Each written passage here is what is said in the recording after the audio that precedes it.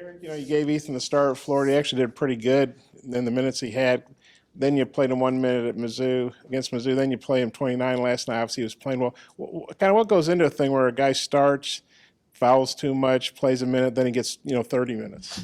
Yeah, I mean, he got 30 minutes. Ethan got 30 minutes last night because he played really well. And he did a great job on pick and roll coverages, going back and evaluating the film.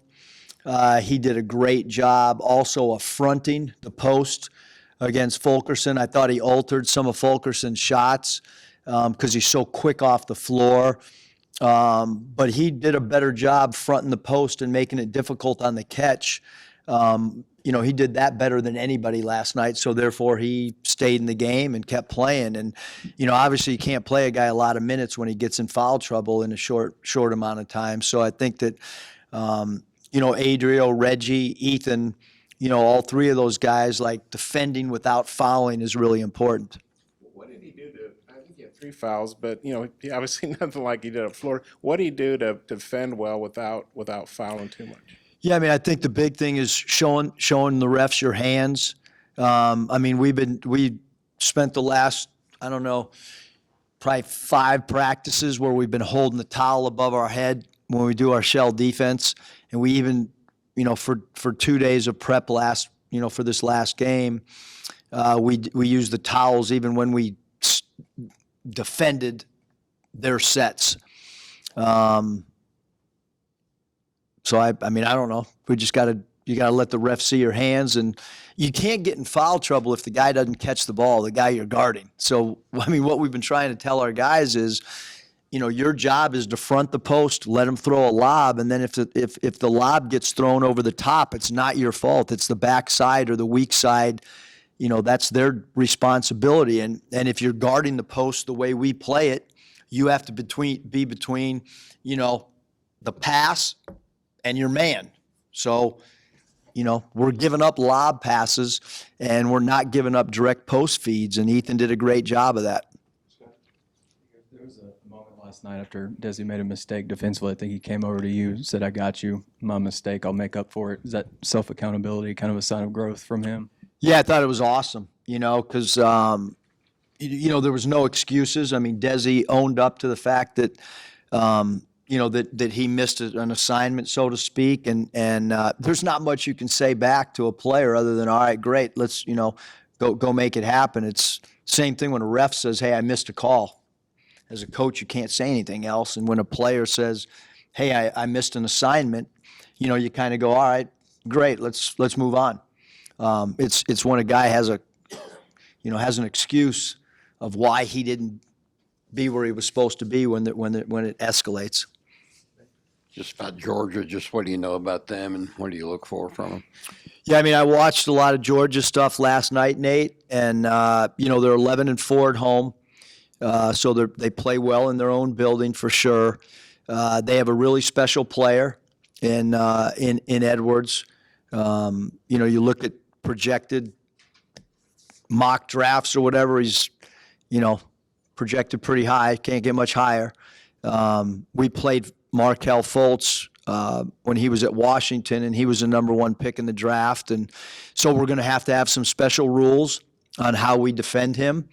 We have to clearly define how we're playing his pick and roll. We have to clearly define, what those rules are. Obviously, when Coach Chuck Daly played against Michael Jordan when he was with the Pistons, they had the Jordan rules, and we'll come up with our own Edwards rules that we'll start introducing to the team today. With Ethan, do you anticipate starting him at Georgia? Is he a good matchup for that game? And just what do you expect from him down the stretch here? Yeah, I think Bob, I hope I told you guys a couple press conferences ago that our starting lineup could be fluctuating based on matchups and stuff, and I still feel that way. I still, we don't have to trot that starting lineup out until 12 minutes before tip-off in Athens, and I really think that what we want to do is we want to really dissect matchups, and it might not just be about, all right, who is our center going to guard?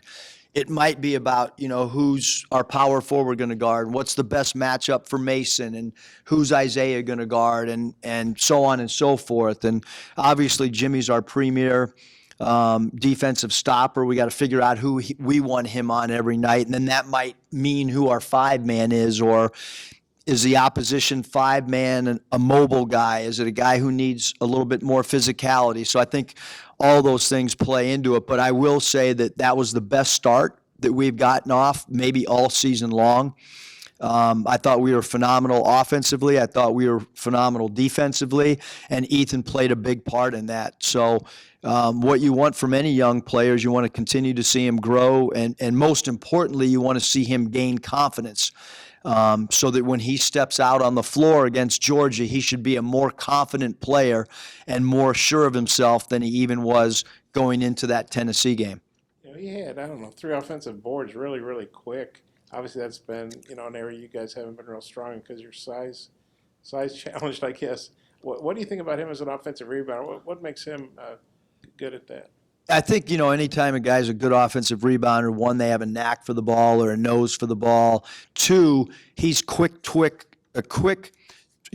like reaction-wise. And some guys get rebounds from physicality and pushing. He can go slither around people, and he's just got a really, really quick first jump and a quick second jump.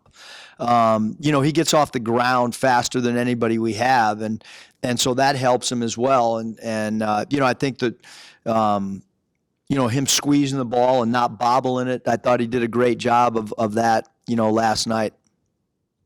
With Edwards specifically, with his game, what makes him a potential number 1 overall pick or top 5 guy? Whatever. Great obviously his body. He's physically strong. He's quick. He's fast. He's explosive. He makes highlight reel plays. He's got 3 or 4 every game. He's a great transition scorer. He can make threes. He explosive to the rim. He creates live ball turnovers that lead to dunks and transition points for him and his teammate. I think he's a pretty good passer as well. I've kind of seen them play a lot. Highlight plays, you mean like breakaway dunks? Right? Breakaway dunks. I've seen him make 30-foot bounce passes in transition to a teammate. Block shots, steals, jumping in passing lanes, and then finishing at the other end. You go all the way back to Hawaii, made a huge shot, a pull-up 3-ball to win a game. I mean, he's a great player. Is I guess Jimmy on him probably? Or? Yeah, I mean, we're still, again, because it's like, Jimmy's done a great job on point guards too, so we're still trying. Wheeler's got some good quickness and is crafty getting to the cup. So we still got some decisions to make, where we don't have to, today's our first day of prep. And what I usually do is, we'll go through Georgia's personnel today. After we go through their personnel, I'll tell them what I think the matchups should look like, and then I'll ask them for feedback and see if they want to alter the matchups a little bit. So that's kind of what today will look like. Yeah, just your overall thoughts on just Desi's play since Saturday. Mason really last night pointed to his toughness as a big thing. With Desi? Yeah, Scotty, Desi's shooting the ball well. He's just playing with more confidence. He's really been really good at home. Now we need him to carry that confidence and that bravado onto a road game as well, because I do think he's played really good basketball at home, and we need him to have a big road game as well. After absorbing all those tough, mostly close losses without Isaiah, like I say, now it looks like you guys are back on track. I know it's a lot easier to win at home than on the road, but how do you feel about the team's mindset? I think I heard Chuck asked you on the radio the other night about, you talked to him about the NCAA, and you guys are obviously rising up through the net. I think you're up 8 spots since the last 2 wins. Just kind of how do you approach that with the guys? Yeah, I think the only thing we control is Georgia game, and there's just so much basketball to be played. I mean, you listen to everything out there, like I mean, there's a whole third season about to begin when you talk about a conference tournament. Not just for us, but like the WCC has got a conference tournament. We have no idea who's going to get the automatic bid in that conference. Is, like, what if Gonzaga doesn't win? What if BYU doesn't win that game? What if St. Mary's doesn't win that conference? Because that's a conference that could have 3 at-large bids, and somebody could, that we don't know, University of San Francisco or Santa Clara could win that thing, and then that throws everything out of whack. So the only thing that our guys and our staff need to worry about is how do we go to Athens and win that game, and then when that game's over, whatever the results are, how do we get ready for LSU? Because it's not like it's a one-game season, because there's a whole lot of stuff that's going to happen between now and Selection Sunday. Tom Crean's always spoken highly of you, like on the SEC call and the SEC media days. So I'm assuming you guys must know each other. Yeah. I mean, we've talked when he was at Marquette. We got together and had a little basketball chalk talk. And, I mean, he's just – I think he's a coach that really respects coaches, obviously, in his family with the Harbaughs. And, I mean, he's a guy that loves to coach. He's a guy that respects coaches. At the, my first, SEC meeting in Florida before we had played a game, that's who I sat next to because that's who I felt comfortable with. I think he does a great job. When you look at the youth of his team and what they're going to look like in the future, like he's got so many great young pieces. And he's building that thing the right way, and he's everywhere he's gone, he wins. I mean, that's just who he is. Did you get to watch? I think Edwards scored 36 last night in that overtime game against Carolina. Did you get to watch that yet, or? Did watch it? Yes. What did you think of his performance in that game? I think that everybody's defense is different. I mean, he played incredible. Anytime a guy scores over 30 in a 40-minute college game is it. Because of the overtime. Thank you for correcting me. I don't know how many scored in overtime though. But he phenomenal player. But everybody's defense is different. I mean, for a stretch there, they kind of denied him the ball. They deny a little bit different than we deny, meaning South Carolina, and then they got away from denying him for a stretch, and then they played a little bit of zone, and so we're not going to play any zone. So I think, every defense that he faces is probably a little bit different, just as, every team defends a little bit differently. Thanks. The back row is quiet.